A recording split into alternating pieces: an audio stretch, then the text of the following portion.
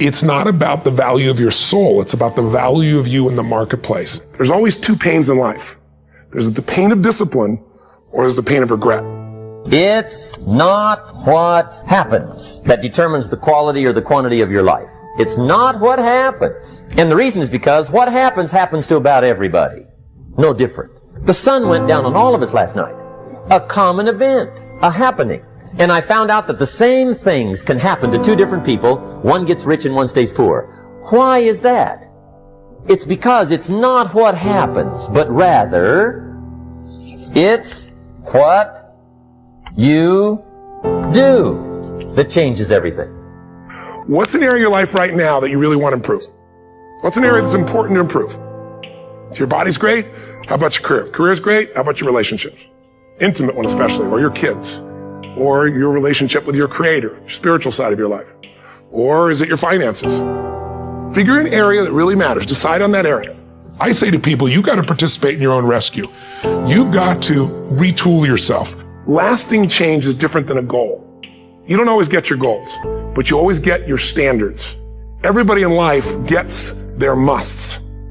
They don't get their shoulds.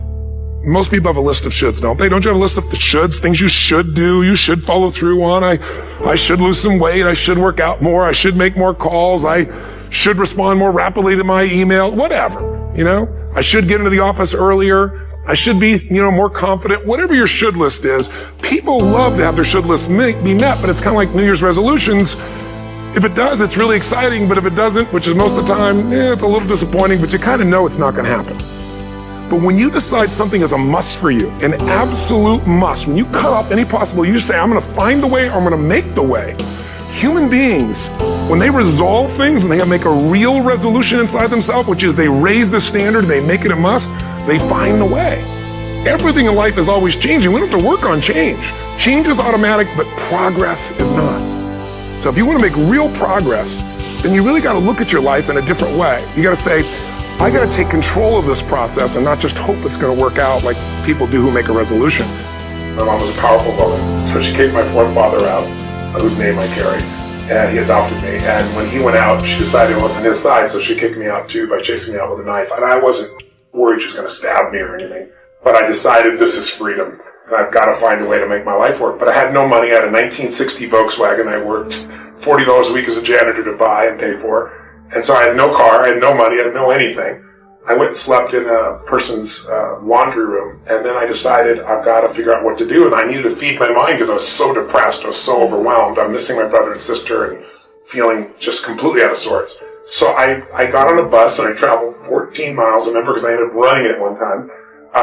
And I went to this bookstore and I bought this book called The Magic of Believing by Claudia Bristol. It's the first real book other than maybe Think and Grow Rich or Emerson's essays.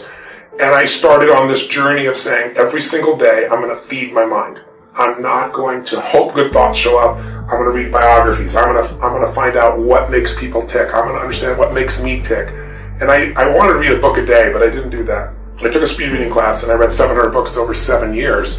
And they were all personal development, human development, psychology, physiology. And then what I try to do is take anything that I learned and apply it. And then when I applied it, I was 5'1" in my sophomore year in high school. I'm 6'7" now. I tell people the difference is personal growth. But sincerely, I became Mr. Solution because I wanted to help everybody. So I was this little fat guy, and I couldn't lose weight, and I lost weight. And all my buddies are like, how'd you do that? And I said, well, here's what I did. And they lost weight, and then we all got girls. And that led to, as a young kid, that led to where, if you had a problem, I was Mr. Solution. Especially if you're a girl, I was more motivated to help you. So the breakthrough was really understanding the power of compressing decades into days.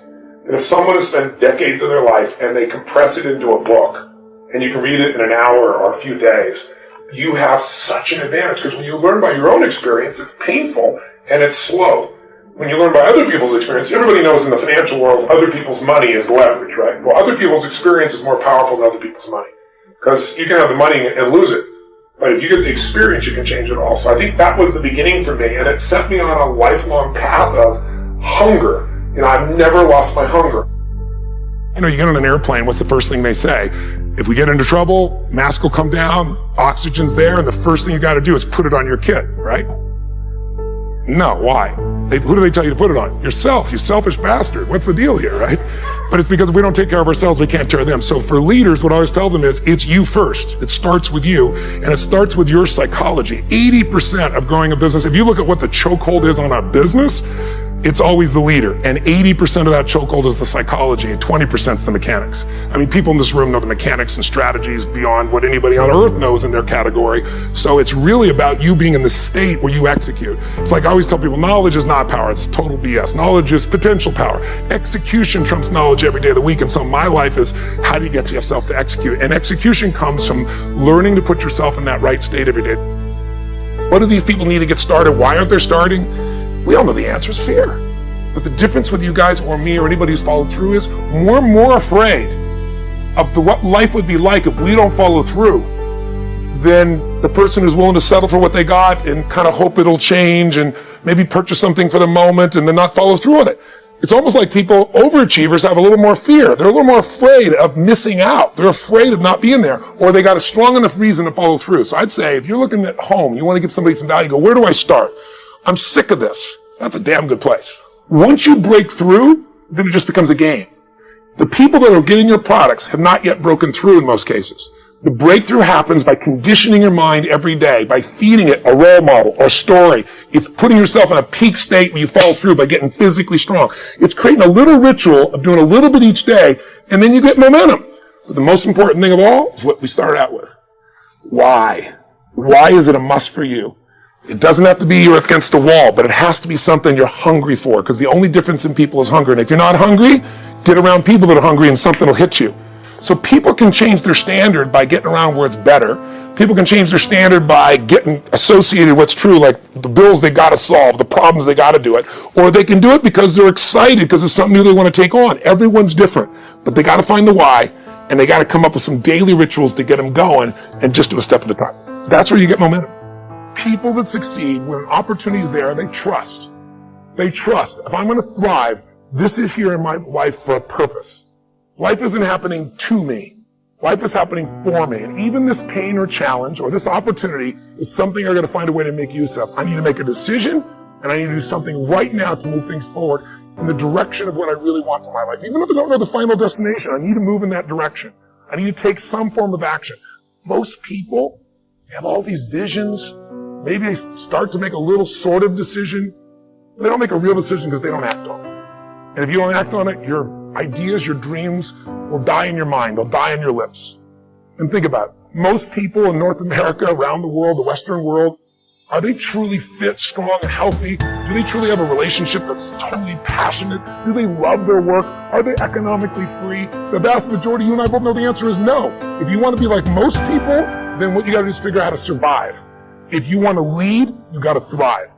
And you have that capability, and you're probably already doing it. I'm probably speaking to the choir to some extent. If you're still watching this right now, you've turned me off as a raging maniac who's on a rant, because that's what I am. I'm on a rant right now. A rant to call to your soul to say, no matter how great life is, take it to the next level. Find the way to thrive on the very things that stop other people in the track. Thrive on what produces fear inside you and in other people. Thrive on something that you envision that you have a higher purpose for. Thrive by being decisive. Thrive by taking massive action.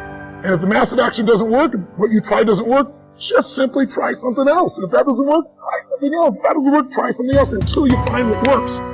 Now you can speed that up by modeling, by finding somebody who's already getting the results that you want to get in your life. Somebody who already has lost 30 pounds and kept it off. They aren't lucky. It's been 5 years. Somebody who started with nothing and now they're financially free and their family has an extraordinary quality of life. Why not figure out what they do? Somebody who truly is happy, not because everything's going their way, because they find a deeper meaning and a richness in everything around themselves, whether it be their children or nature or even problems. Because obviously, if we had no problems, you feel dead inside. Problems can either destroy you or call you to become more. If you look at the biggest challenges in your life, if you brought certainty to it, if you brought a vision beyond the problem, if you made some decision of what you're going to change, even if you didn't know how, and if you took immediate action with enough intensity, massive action, you probably found the cure-all. You probably found a way to adapt and get where you want to be. That's what thriving is really all about. Thriving is really